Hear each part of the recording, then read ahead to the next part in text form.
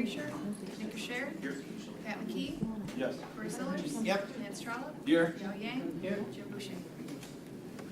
And please join me for the Pledge of Allegiance. I pledge allegiance To the flag of the United States of America and to the republic for which it stands, one nation, under God, indivisible, with liberty and justice.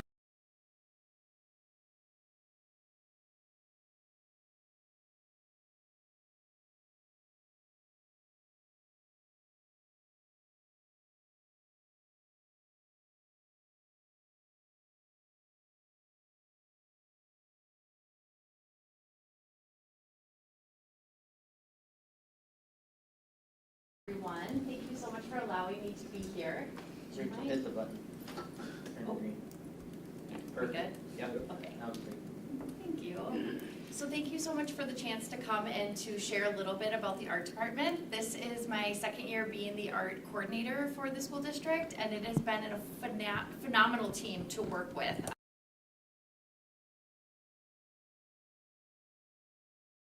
Work together. So want to talk, when I started with the group, we really identified our 3-year goals as a department. Where do we want to go and move in the next 3 years? And so I wanted to share with you 2 artifacts of some of the things that we've worked on together, and then give the department a special shout out at the end. So in a nutshell, our 3-year goals and where we wanted to move as an art department really came down to these 3 big ideas. Number 1, amplifying art's reach. When we looked at students taking art over the last 5 years, there's been a little bit of a decline. So we want to work on increasing the reach of art in our classrooms and our schools because we see the value of it.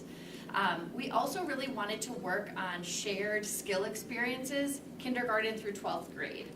Sometimes secondary would notice that when students came from different elementary schools, they came with different experiences. And while the flexibility is so important as an educator, also making sure that there's some shared experiences that all students have in order to hit the ground running when they move together in a building.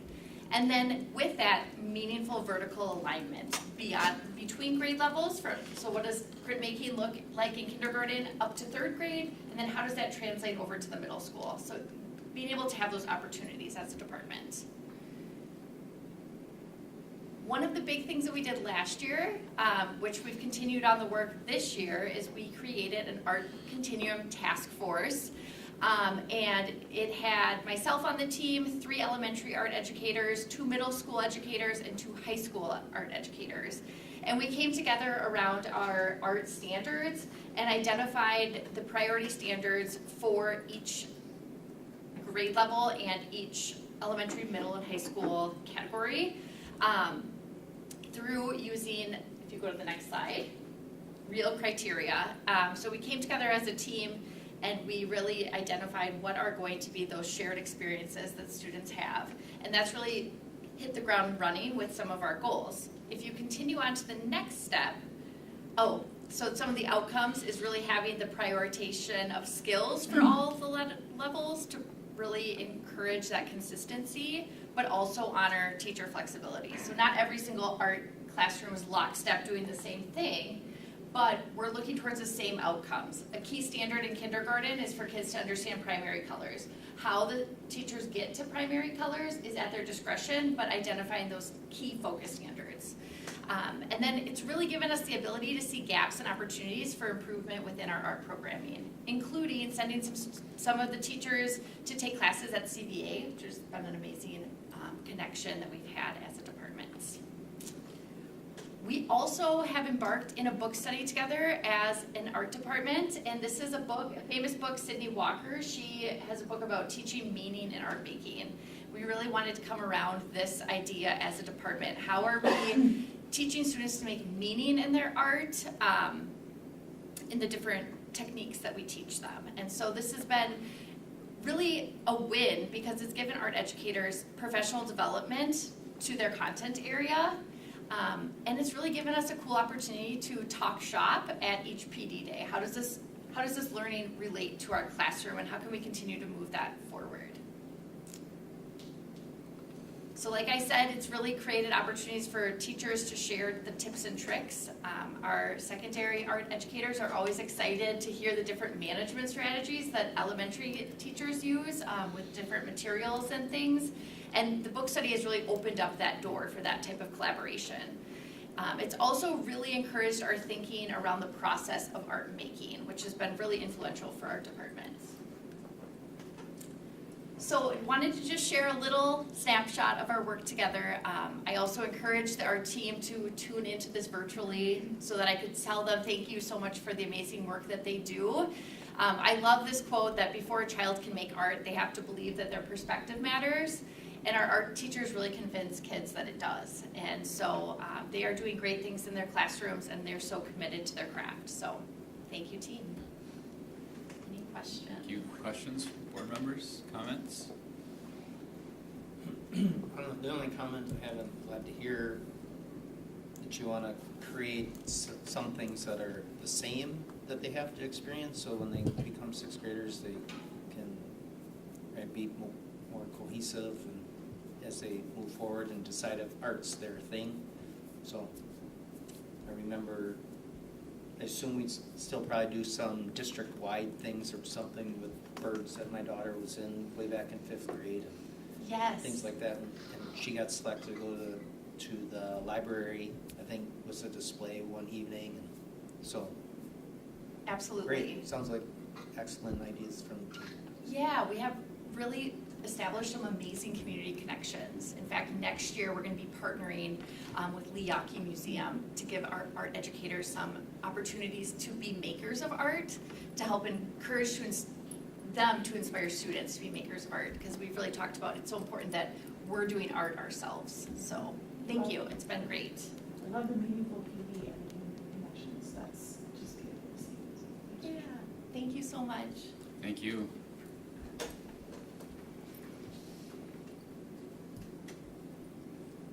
Next, we have public and student comment, if any.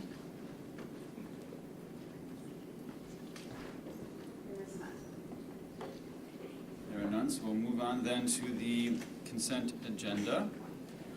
Lance, I'm sorry, there's the written one that we all have? Do we need to do anything with that? No, we don't, there is a way for people to submit a written comment, but it's not something that we have to like read during the meeting or anything like that. I would actually encourage people to email us rather than using that, but it is there on the website if you want to. So moving on then to the consent agenda, which may include appointments, additional staff, replacement staff, contract increases, separations, resignations, contract decreases, terminations, leaves of absence, retirements, minutes of the regular session of May 11th, 2026, and special session of May 18th, 2026, payment of bills, budget status and investment report, and donations to the district from CW Flybags, Hub Central Collision, King Buffet of Wausau, Lee Insurance, Peace United Church of Christ, Fred Prain, Safe Kids of Marathon County Coalition, Wausau Breakfast Optimist Club, ENT and Allergy Associates, and Cloverbelt Credit Union. I'm seeking a motion to approve the consent agenda with great gratitude for donations to the district. So moved. Second. We have a first and a second. All in favor say aye. Aye. Opposed? That motion carries. Next, we'll move on to 7 motions that we have that I'll go through fairly quickly because they all come to us from the Committee of the Whole, where we've already discussed them. First up is the recommendation for preliminary 2026-27 budget. At the May committee meeting, Elizabeth Channel, Assistant Superintendent of Operations, presented the preliminary budget for 2026-27, and I'm seeking approval of the initial budget as presented in order to proceed with the 2026-27 expenditures before final budgets are approved. So moved. Second. Any questions? All in favor, say aye. Aye. Opposed? Motion carries. At the May committee meeting, Tabitha Gundrum shared the employee handbook updates for 2026-27 school year for review and approval. And I'm seeking a motion to approve the recommended changes to the 2026-27 employee handbook language. So moved. Second. Questions or comments from board members? All in favor say aye. Aye. Opposed? That motion carries. Next is the paid meal price update. At the May committee meeting, Karen Fox presented the proposed changes to the 2026-27 paid meal prices. I'm seeking a motion for approval of the proposed changes to the meal prices as presented. So moved. Second. Questions or comments on that one? All in favor say aye. Aye. Opposed? Motion carries. Next is the Activities and Athletics Code. At the May committee meeting, Dr. John Tomsky and BJ Brandt presented the suggested changes to the Athletic and Activities Code. Seeking a motion for approval of the revised Athletics and Activities Code. So moved. Second. All in favor say aye. Aye. Opposed? Motion carries. At the May committee meeting, Dr. John Tomsky presented a proposed change to policy 9270, home-based private or tribal schooling. I'm seeking a motion for approval of the proposed changes to policy 9270. So moved. Second. Questions on that one? All in favor say aye. Aye. Opposed? Motion carries. At the May committee meeting, Dr. John Tomsky presented the proposed changes to policy 2431.01, high school activities code. I'm seeking a motion for approval of the proposed changes to policy 2431.01. So moved. Second. Questions on that one? All in favor say aye. Opposed? That motion carries. At the May committee meeting, Ryan Aransky, Director of Buildings and Grounds, presented the Riverview HVAC and roofing project. And I'm seeking a motion for approval to move forward with Myron Construction Corporation Incorporated as the general contractor for the Riverview HVAC and roofing project. So moved. Second. Any questions on that motion? All in favor say aye. Aye. Opposed? That motion carries. Next, we have a new topic, well, new this year, but not new to us in general. So Elizabeth Channel and the PMA team will present the 2026-27 debt defeasance strategy for adoption by the board. Official defeasance adoption language is provided by Quarles and Brady.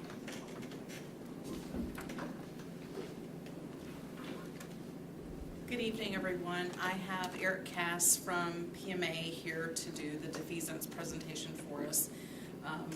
As Lance shared, this is something we do every year. We're talking about how we can prepay any debt down so that we can have some relief on our community.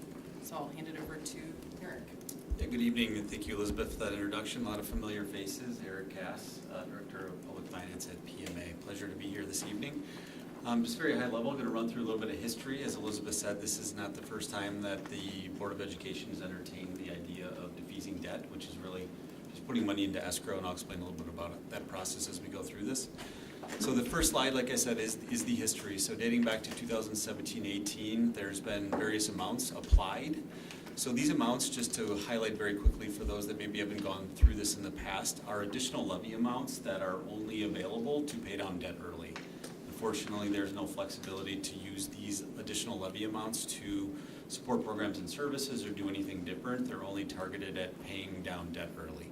So every year you can see funds applied, the net debt service reduction, and then to date, without the action being considered this evening, the school district has saved almost $19.6 million of long-term interest by the strategy of managing the levy and utilizing those funds to pay down debt early. So it is I think it's a very large number and something to be very proud of. Rather than continuing to tax for that $20 million, you've been very efficient in paying down that debt early through this strategy dating back to 17-18.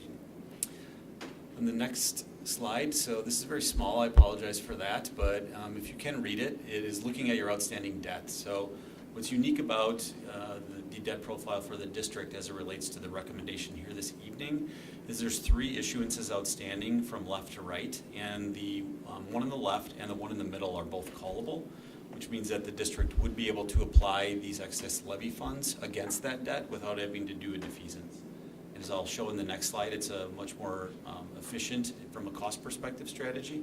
But what we find is that the time value of paying down the debt early versus, and as well as the higher interest rates on the debt that's not callable, really creates about 3 to 4x savings by applying the funds through defeasance, which I'll show as we get through the analysis. So I just want to highlight that because you do have debt that's callable, and we did analyze that, talked with Elizabeth and the team about, but we really are looking at what we call a max savings strategy by applying these funds to the longest term debt to create the most savings back to the taxpayers here in the district. So again, those two options, prepay existing debt, so as I talked about, 2 of the issuances are callable. You could utilize the call feature available, and it costs $2,000, so it's a lot cheaper of an option. A legal defeasance is funds are placed into an irrevocable trust. They sit there until the call date of the issuance we're talking about. Both are considered spent, which is a key piece for the district, because as you increase spending here, you get more money back from the state of Wisconsin in equalization aid, which offsets your general fund property tax levy even deeper. As I highlighted on the call, on the prepayment, it's $2,000. Unfortunately, the legal defeasance is about $25,000. But when I show you the savings here, it's going to be netting out those. But I do think it's important to understand that there are certainly fees associated with this, and they are different with the prepayment versus the defeasance.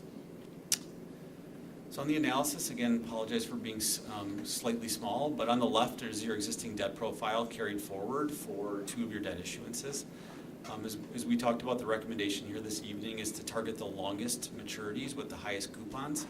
So when you're looking at the $99.9 million, I think, GO from July 8th, 2022, the far left, if you go to the right of the asterisks, you'll see that in 2039, 2040, and above that, we're eliminating 2 years of debt service payment, as well as a portion of a 3rd year. So almost reducing a full 3 years by the application of the additional levy.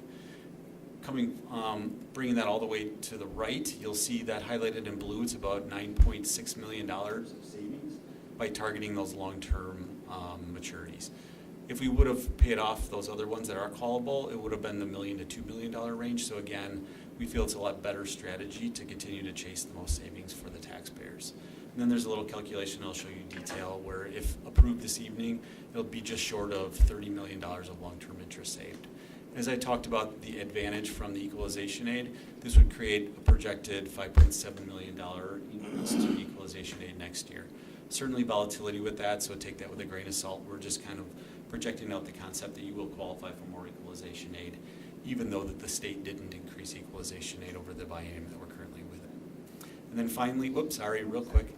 So the fees are outlined there. So there are certainly players at the table. PMA coordinates, our fee is outlined there.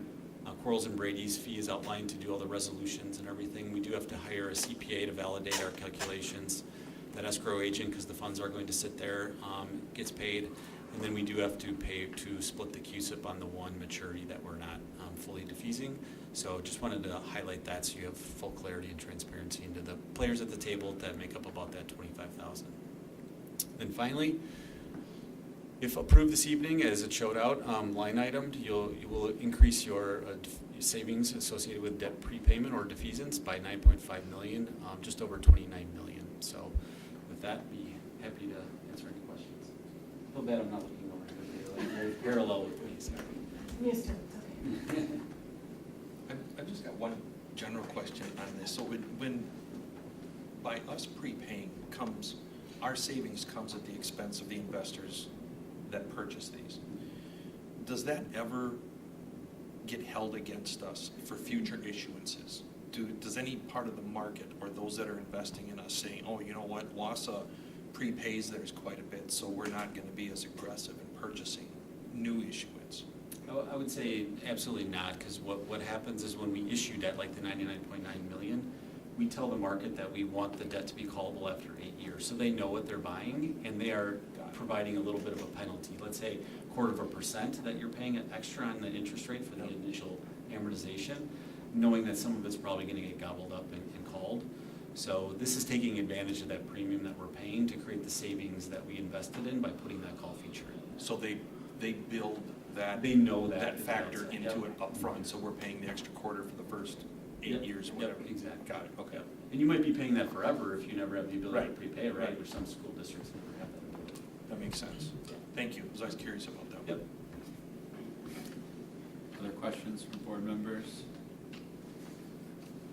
It's something that we have been taking advantage of for a long time. It helps save interest payments. Obviously, it also is a good tool to try to keep some consistency in our mill rate as well, so that we're not having big spikes and valleys. So I think it's really a win-win. You mentioned how spending the money also gets us additional aid from the state. We've always said, I know predecessor Bob Tess would always say, that's not a reason to spend money, but it, if it's good anyway, that's sort of, a benefit on top of it. So I just don't really see any disadvantage to it. Okay, then I am seeking a motion for approval of the debt defeasance strategy as accepted for presentation and final adoption. So moved. Second. All in favor say aye. Aye. Opposed? Motion carries. Thank you. Thank you. Next, we have a summer learning update. Dr. Rob Phelps and Vicki Christensen will give a brief summary of our summer learning program in the Wausau School District.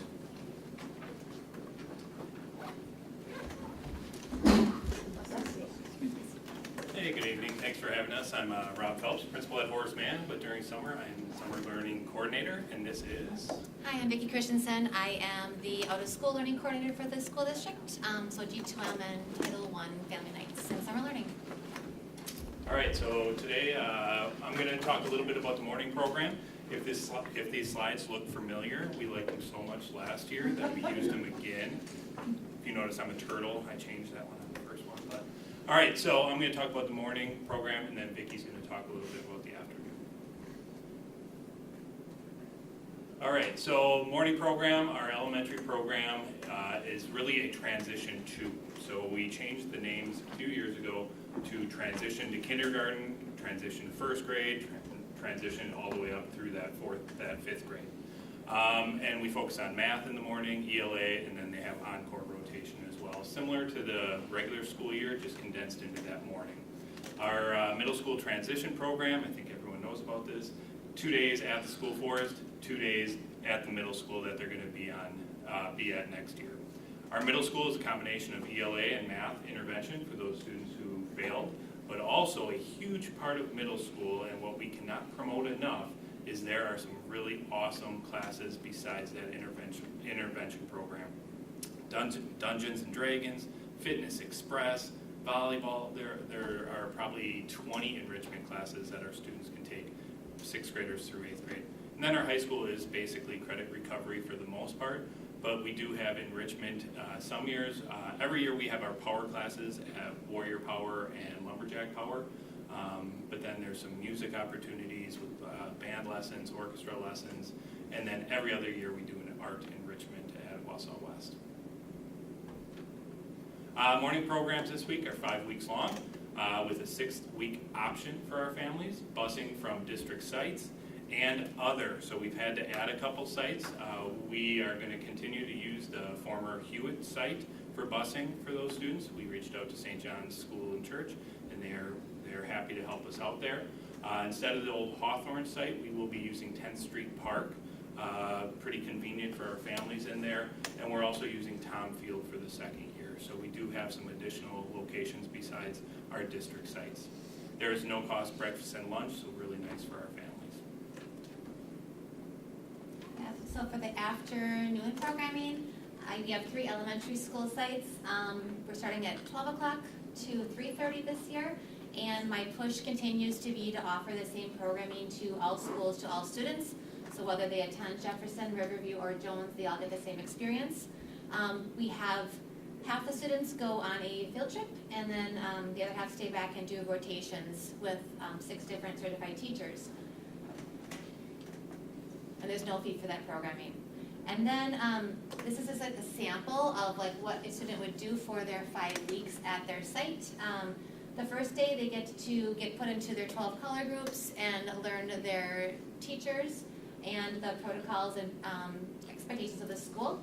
And then on the next 6 days of the school, they will go on a field trip or have rotations every other day.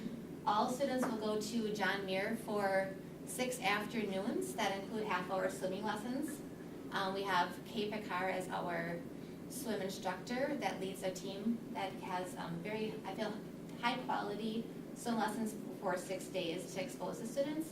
And then they would continue their field trips and rotations, and then they would end the last day with an all-school field trip so that students can be together one day, whether they're in the A or the B group.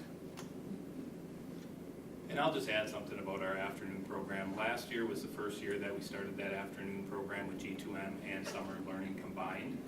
And we've taken it to the next level this year. And I say that with communication and everything. My fourth grader is going to be in it, my youngest, and he received that calendar that says what he's doing every single day. And he is pumped about that 6 days of swimming lessons. So it's just a great thing. Just to wrap up today, we do align ourselves with the core principles. I put this up here every year that we've done this, kind of what we believe in.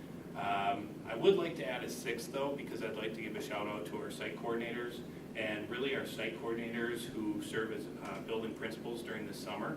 It's an excellent kind of segue into leadership roles into this school district, and we've had many of our teachers become leaders in summer and then become principals during the school year. And I believe we have a couple new ones this year, and I'm just really impressed with how they're working and getting their sites ready for this year. So with that said, questions? So I have a few questions. Is the Hmong enrichment program, is that still happening this summer? Yes, so that is weeks 6th and 7th. Yes, I just said 6th, 7th. Yes, so we're working with, Mr. Chi is our site coordinator for that, and he actually has a meeting tomorrow over at DC Everson.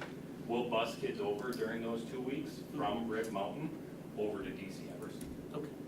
And then my second question is, as far as the summer learning registrations, over the course of the years, have we seen those registrations for the students remain the same, or has that increased or decreased over the years? With our enrollment, I can speak to last year and this year. We were a little bit worried about a month ago because enrollments were pretty far down. And as our district has less students, it is ending up a little down this year. I would say the afternoon program, we looked at numbers today, we put 500 plus students, it's at 561, so it's grown by 50 in the last couple weeks. But it's still down 15 or 20 from last year. So very minimal. Our 5th grade transition program continues to be our number one. We've had years of 70% of our students attending that. If I did the quick math, we're over 50% of our students, but not up to that 70, so we're somewhere in between. Thank you. And I would say the afternoon program, a few years ago, was probably less than half than what the attendance is currently. So by us incorporating the certified teachers with my paras that do the field trips, it hasn't really increased the all-day learning for parents to keep students at one site the whole day till the childcare. So there's a totally no cost for the morning and afternoon? No cost. Okay. Yeah, I mean, the days, I think we've said this many times before, but the days of summer school being just for intervention are over. It's not just intervention. It's great for every kid. Okay, thank you. Thank you.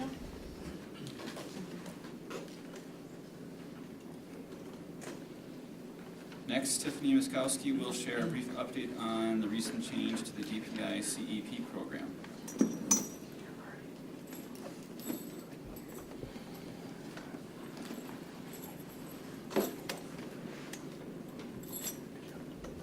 Hello, I'm Tiffany. I'm sitting in for Karen Fox today. Just kind of want to give you guys a little bit of an update for what's going to change for next year. So this year we had 4 CEP schools: Franklin, G.D. Jones, Marshall, and Thomas Jefferson. Every year, Karen goes through and reevaluates. For DPI, we always have to fill out a form, see where we're sitting with CEP status.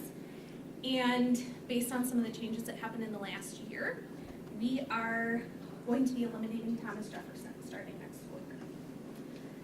Some of this started with some of the changes at the federal and state level last July 1st, and financially we just don't feel it's the right decision to keep doing that for the district.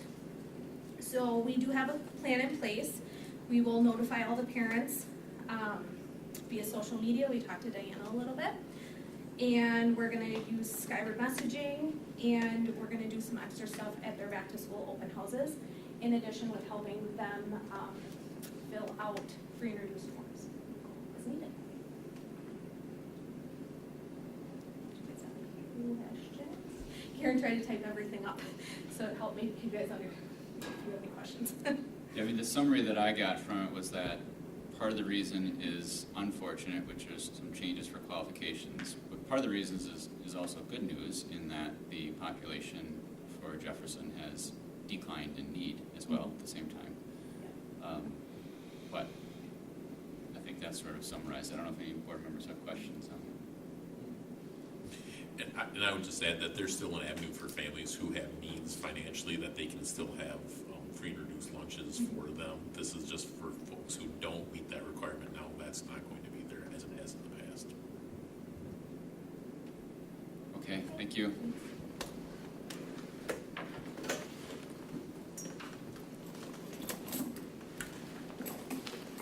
Next, we move on to our open forum. Any board member professional growth and development to share for the month? Other than attending tons of graduations. Okay, then, Corey, do you have any legislative update? Well, I did not get to say good job to anybody, and Representative Snyder is here, and I know he was definitely a yes vote. On the Wednesday, they tried to help us out with special education with the bill and get some tax refunds to everybody across the state, and we just couldn't get that through the Senate. And I don't know. We'll see what that becomes here. But everybody's unless you, right. If you're gonna have another special session, that'll be. We'd like to. Potential still before summer campaigning really gets in the kick, but. I hope so.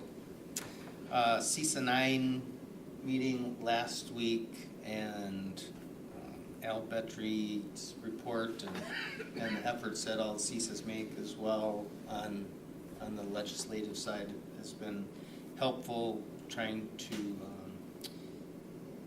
we're fortunate here in Wausau. DC Everest does pretty well in comparison to us, but a lot of the schools in CISA 9 at least they all have struggles being rural Northwoods kind of districts.